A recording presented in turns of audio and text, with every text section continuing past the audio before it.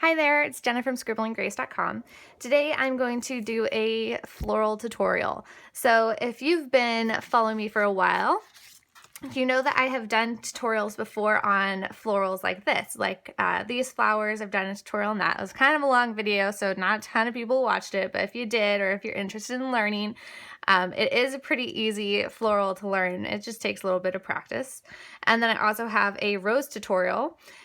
This actually here is kind of a variation of the rose that I teach, but it uses the same exact technique. So I've done those tutorials, and now I'm going to show you how to kind of combine the two flowers into one and make kind of a mixed bouquet. I might add a couple other flower types in there in this little bouquet I'm going to do, but we'll see how that goes. This page that I'm actually showing you is from the free printable that goes out to my email subscribers as soon as you sign up. So if you are not part of my email list, go ahead and sign up and you'll get a 4-page free printable. It has this page here of the watercolor florals, this page of watercolor power words, which I'm probably going to use one of these later on in this video, but we'll see.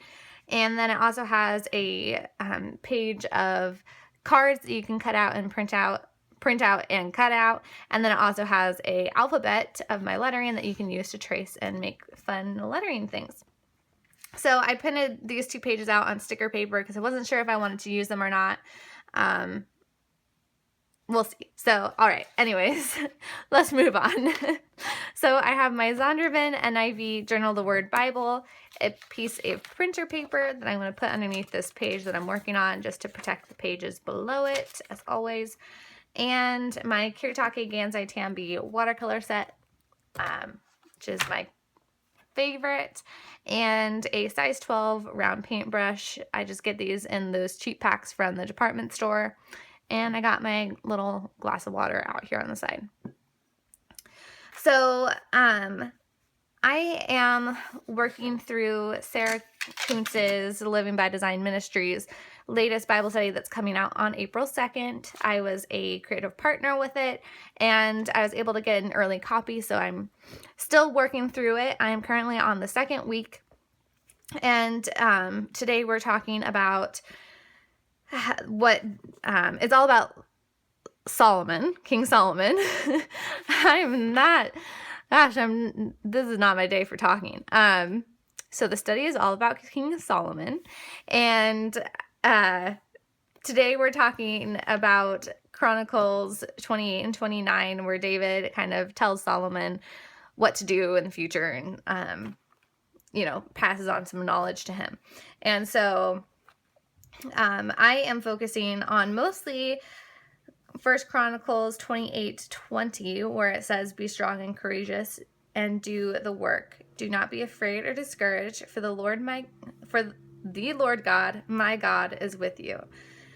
And it's, that's a powerful verse. You've heard it before. It's amazing. And then I also, as I was reading this, it's not completely, this part is not in the study, but I, love to read a little extra, and it was saying in 1 Chronicles 9, "And you, my son Solomon, acknowledge the God of your father and serve him with wholehearted devotion and with a willing mind, for the Lord searches every heart and understands every desire and every thought."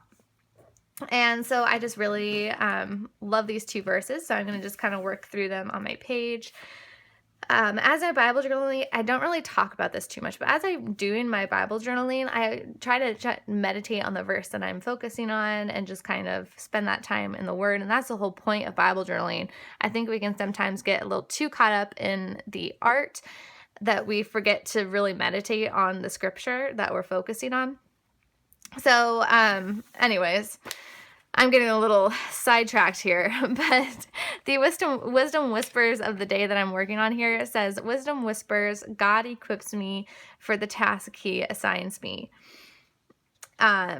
which is something that's like really hitting my heart lately. So I am probably going to go ahead and use this trust here, because God equips me for the task he assigns me. So I'm going to trust in the Lord And all right, let's get painting. Okay, so I'm gonna go ahead, I'm just gonna use my little paper here as kind of a visual guide for what I'm gonna do. And I'm gonna start off with my big florals, and then I'll add extras later on. So I'm gonna start off with my big pink, you know, just classic petaled flower here. I'm gonna use my red, and I'm going to keep it pretty saturated because I want this to be kind of bright and vibrant. Of course, you can always make it more muted by adding more water. Yeah, so I'm going to go ahead, and I always like to kind of off-center things. So some of my petals are going to go off the page. Some of them are going to stay on. And I'm just going to go ahead and start right here. So I start with my petals. I'm applying very little pressure. Sometimes it's helpful to go onto that page that I have below. And then as I go down, I'm going to apply a lot of pressure. And then I'm going to leave that open-ended. And I'm going to just fill in and keep a little sliver here open of the paint, just to give it some character. It kind of looks like that vein that goes through the petal. And dip my brush in the water, and this petal will be a little less saturated. And I'm just going to do that again. So I'm applying little pressure and then applying pressure as I go down, just to create that petal shape here. I know this this flower may look a little complicated, but it's really a lot easier than it looks once you get the hang of it.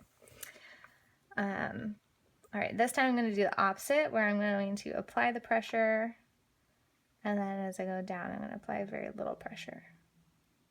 This just kind of creates that a little more character into your petals, leaving little spots open, some wider, some thinner. If I'm not liking how the water is pooling here, I'll just kind of go back through before it's completely dry and just brush it up a little bit. Okay, I'll grab some more paint and do that again. Pressure, little pressure. If you've been following me, you know that I'm all about just getting that paint on the page. I don't like to really overanalyze it because, again, you don't want to get too caught up in creating the art and creating that perfect page that you forget to spend time with the word. Again, I have a very much more in-depth video of how to create this type of flower, which would be helpful to watch if you feel like I'm not explaining this well enough in this video. Sorry, guys. Okay, and now I think I'm gonna just use like this orange color here. Get it nice and strong. And before this is even completely dry, I'm just going to dab in some of that orange into the middle. And because it's not dry, it's going to kind of spread out into the wet parts of my petals. And I kind of like that effect. This part here is getting a little too far, so I'm just going to take a little paper towel and dab that. And then you get this pretty natural looking center. Okay. So I think I'm just going to leave it just that one, and I'm going to move on to roses. I think I'm going to do a rose here and a rose here. So here we go, adding my rose. So in my tutorial video, I'm going to do this the exact same way. So I do 2 little C shapes to create that bud, and then 2 more C shapes that are bigger that wrap around it, a little bit off-centered. So my shapes are kind of merging together because I didn't separate them a huge ton, but that's okay. And then I'm just going to go ahead and add 3 petals. So it's 2, 2, 3. And all my roses, I do this same technique. And then you can vary it by making them closer together, making them farther apart, making the shapes really perfect, or kind of metalling them up. You can see in this one here, I kind of metaled them all up. But it's the same exact technique, the same shape. I just kind of vary it a little bit. So this time I'm kind of keeping my shapes pretty even.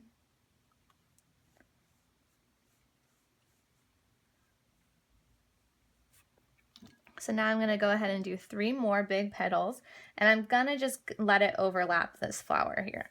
If you want this one to have that appearance that it's behind this flower, you can just be careful to paint just on around this flower afterwards.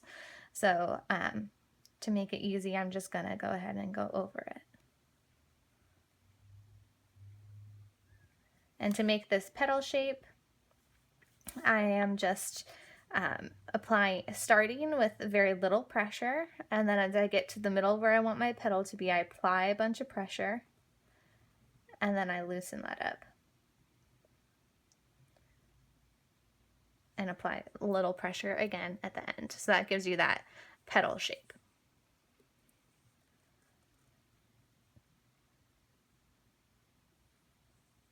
All right. And I like to make my roses where they're more saturated in the center and then less saturated as you go out. So as I'm doing this, instead of grabbing more and more paint, I just kind of wipe my brush with the water, and then that'll give me less saturated outside. All right, so this time I'm going to do another one, but I'm just going to do a smaller one. So instead of doing that last round, I'm just going to keep it a little smaller. So I'm doing my 2 C shapes-ish, kind of like a pea shape, like the fruit or the vegetable. Oh, goodness gracious, I'm such a goof. All right, so now it's time to start adding our greenery. So it kind of looks a little weird without the leaves. So now we're going to start doing that. So I'm going to go ahead and use this kind of brownish green here. You can tell I've used this watercolor set a lot because this green is starting to run out. But I have heard that they do sell individual pans to replace these, so I'm excited to use that. So I'm going to do 2 different types of leaves. I'm going to do one that's kind of a set, similar in my printable here. I'm going to do something similar to this, and then I'll also do the leaves like this where there's just the pair of 2. So I'm going to do like, you know, the set of 6 leaves and then the 2. And I'm going to use different color greens to do these. So with my brown one, I'm going to do this shape here. And I'm going to do that up here, this little set of leaves. I'm sure that there's probably a better way to describe this, but you know me. So I'm just applying a little pressure, just using the tip of my brush to do the stem. And then I'm just going to make it look like I have a little leaf going right here that's going off the page.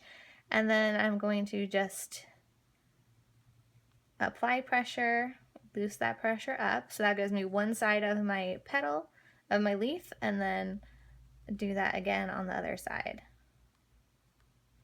And then that gives me the pointy leaf. If my shape is not perfect, I'll just go back and fix it. And then it also leaves that openness in the middle. So that kind of gives you that, you know, what are those, the stem of your leaf. And I'm going to make these a little uneven. So I do one side, and I want this leaf to be underneath my flower here. So I'm just going to just paint the parts around the flower. So then it looks like it's underneath. And then I'm going to switch on over. I'm going to do it a little bit lower so it's not perfectly centered or perfectly in the same line as the other leaf here. But of course, that's totally up to you. I do it a lot where it is the same as well. So.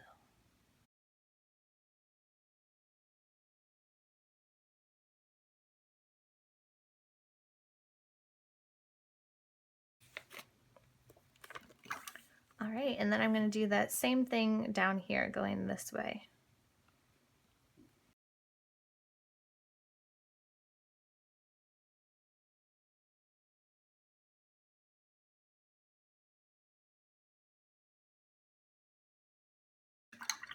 All right, and now I'm going to go ahead and do those 2 leaves. So just like this one here, and this time I'm going to use this darker green.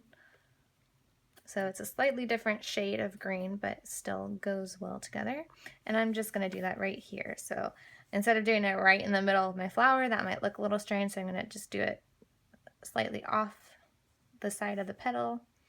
And I do my little stem, and then I'm going to just make a big leaf. The same shape as I was doing these other leaves, but just a little bit bigger. So what's nice about using a big paintbrush is that you can create all kinds of shapes just depending on, or all types of sizes, just depending on the amount of pressure that you put. So there's one. I'm going to grab a little more paint, and then I'm going to do that again, but again I'm going to pretend that this leaf is underneath that flower. So I'm gonna just...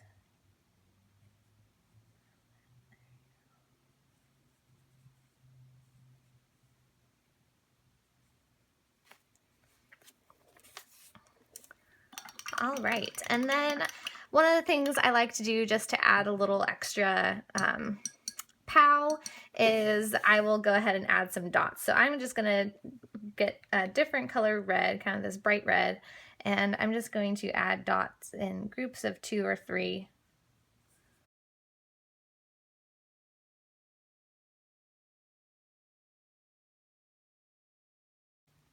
All right, and I feel like that just adds a little extra something. I'm going to go ahead and dry this, and then I'll do my lettering. All right, and so because my verse is just telling me to be strong, to trust in God's plan for me, I'm going to go ahead and cut out this trust here from my printable. Again, you can get this completely free by signing up for my email list. It's 4 complete pages. I also have a bunch of other printables on my website if you have not been there yet.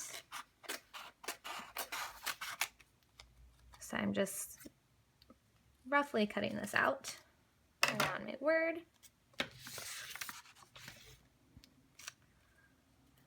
Just peel off the backing.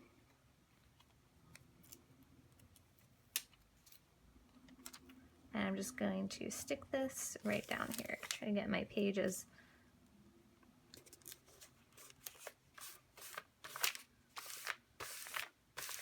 easy way to get a pretty lettering down there. And then I do want to still write out my wisdom whispers of this day, which was wisdom whispers, God equips me for the task he assigns me. So I'm just going to write this up here, I think. You know, Bible journaling really can be anything that you want it to be. I usually will do big lettering, but sometimes I just want to keep it simple. You can always just write notes.